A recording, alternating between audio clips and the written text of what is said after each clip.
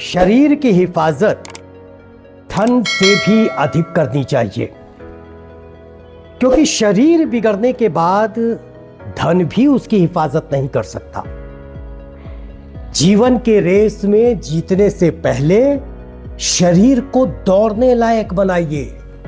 किसी भी जगह, किसी भी खास जगह अगर आपकी उपस्थिति है तो वो महत्वपूर्ण होनी चाहिए, वो लोगों को आकर्षित करनी चाहिए। कैसे? इसी विषय पर यानी आज हम आपको बॉडी लैंग्वेज के बारे में कुछ टिप्स देने जा रहे हैं। Light, camera, rolling, action. नमस्कार, आदाब, सत श्री अकाल, प्रणाम। वैसे तो मैंने प्रायः ये पाया है कि लोग बॉडी लैंग्वेज के चैप्टर को एक अलग चैप्टर मानते हैं, लेकिन मेरे दृष्टिकोण से यानी शैलेश प्रॉम्प्टर के दृष्टिकोण से ये गलत धारणा है। वास्तव में है क्या कि जब आप एक शॉर्टकट जानकारी लेंगे या यूं कहिए कि एक सीमित समय की परिधि में एक्टिंग की जानकारी को अगर आप बांधेंगे तो आपको अधकचरी जानकारी ही मिलेगी। और समझने के लिए इस बॉडी लैंग्वेज को सेपरेट चैप्टर की तरह बता दिया जाएगा, लेकिन मैं शैलेश प्रॉम्प्टर आपको व्यक्तिगत रूप से मजबूत जानकारी देने की सोचता है, शॉर्टकट नहीं। आप याद करिए और हमारे यानी इस शैलेश प्रॉम्प्टर के पिछले कई एक या शुरू से एपिसोड्स देखिए तो आपको पता चलेगा कि मैं आपको क्रमवार एक्टिंग सीखने की टिप्स देता आ रहा हूं, वो भी प्रैक्टिकल, थ्योरी नहीं। बॉडी लैंग्वेज को आप दो पार्ट में बांट सकते हैं, दो अलग अलग पार्ट में बांट सकते हैं, एक संवाद के साथ और दूसरा बिना संवाद के। सीखने के लिए, बारीक जानकारी रखने के लिए, जीवन पर्यंत अपने थिंक बैंक में रखने के लिए पहले संवाद के साथ बॉडी लैंग्वेज को समझने की जरूरत है। अब मोटा मोटी अगर मैं कहूं तो ये कि अगर आपके संवाद अदायगी यानी डायलॉग डिलीवरी में सही पंक्चुएशन, सही पॉज, सही शब्द पर स्ट्रेस है तो मतलब आप सही मॉड्यूलेशन के करीब हैं। अब अगर आप सही मॉड्यूलेशन डायलॉग में दे रहे हैं तो शरीर के हाव भाव कुछ हद तक आपका सही साथ देंगे, लेकिन जरूरी है कि आप अपने डायलॉग्स को अच्छी तरह से समझ चुके हो या याद कर चुके हो। साथ ही अपने किरदार को भी आप अच्छी तरह से ऑब्जर्व कर चुके हो। इन सब पर अगर आपने अच्छा वर्क किया है तो बॉडी लैंग्वेज स्वतः आपका साथ देगी। लेकिन तब भी एक प्राथमिक थ्योरी आपको मैं जरूर बताना चाहूंगा, एक छोटी सी थ्योरी कि संवाद के साथ बॉडी लैंग्वेज का क्या मतलब है और क्यों जरूरी है। तो पहले तो ये जान लीजिए कि आपकी संवाद अदायगी या संवाद और आपका बॉडी लैंग्वेज दोनों मिलकर अपनी बात कहने में ज्यादा जरूरी या ज्यादा प्रभावी होते हैं, क्योंकि दोनों मिलकर मैसेज देते हैं, संदेश देते हैं जो आप देना चाहते हैं।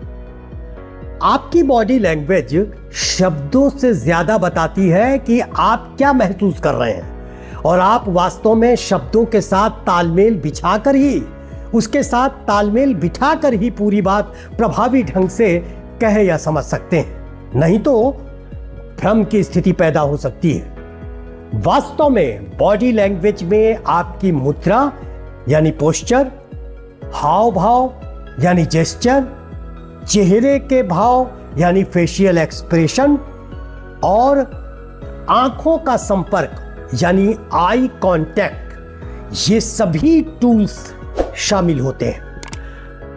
हालांकि इसके लिए संवाद या शब्द की भी जरूरत नहीं है, लेकिन अगर संवाद या शब्द हैं तो आपको समझने और समझाने में, या यूं कह लीजिए कि आपके शरीर की भाषा काफी हद तक आपकी मदद करेगी, क्योंकि जब आपके शब्द या संवाद जो आप बोलते हैं और आपकी बॉडी लैंग्वेज का तालमेल सही होता है तो आपको किरदार खुद ब खुद विश्वसनीय लगने लगता है और लोगों को भी वो किरदार खुद ब खुद विश्वसनीय लगने लगता है।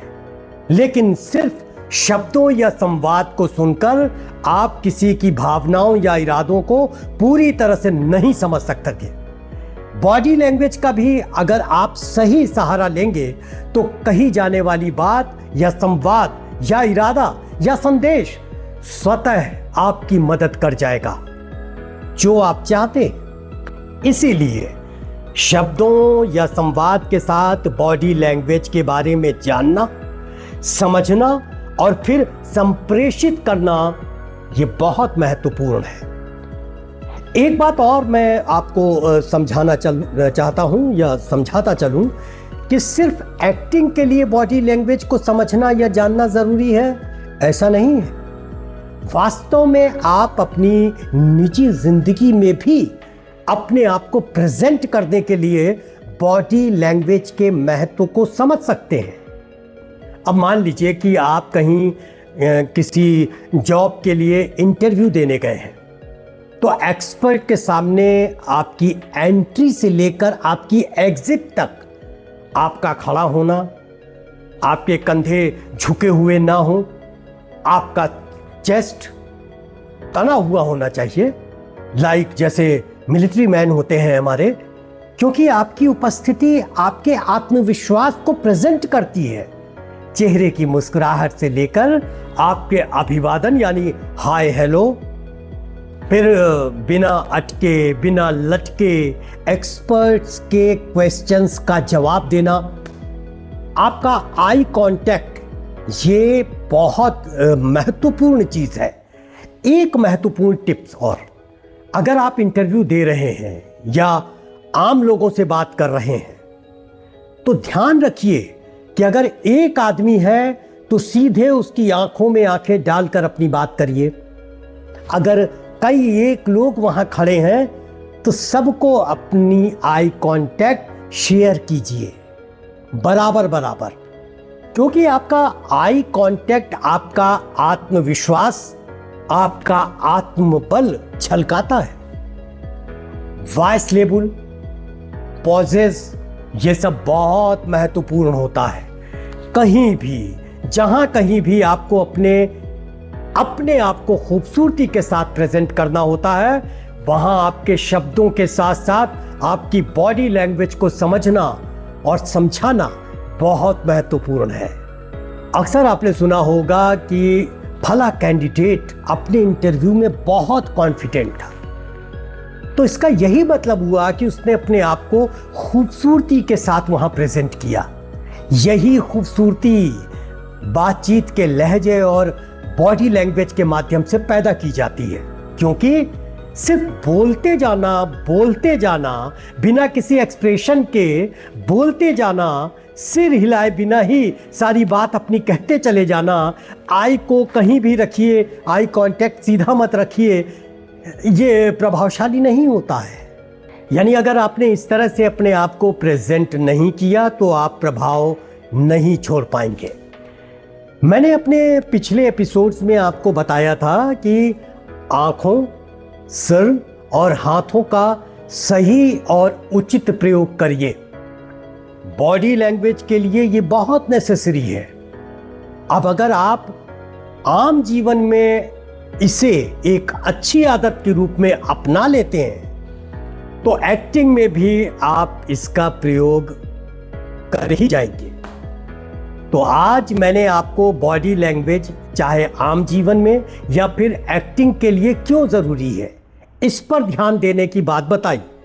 चाहे थिएटर हो या फिल्म, इसमें हमें एक किस नज़रिए से इसको देखना चाहिए या कैसे देखें या कैसे अपनाएं, ये मैं आपको आगे के एपिसोड्स में ज़रूर बताऊंगा, क्योंकि थिएटर में थोड़ा सा फ़र्क होता है और फिल्म में थोड़ा अलग फ़र्क होता है। दोनों एक नहीं हो सकते हैं। क्या और कैसे, ये आगे के एपिसोड्स में थोड़ा विस्तार से मैं बताने की कोशिश करूंगा। तो तब तक के लिए आज का ये एपिसोड अब बस यहीं समाप्त करने की शैलेश प्रॉम्प्टर को आज्ञा दीजिए। अगले एपिसोड में शुक्रवार शाम 5 बजे मैं फिर अगली जानकारी के साथ आपसे मुखातिब हूंगा। तब तक के लिए नमस्कार।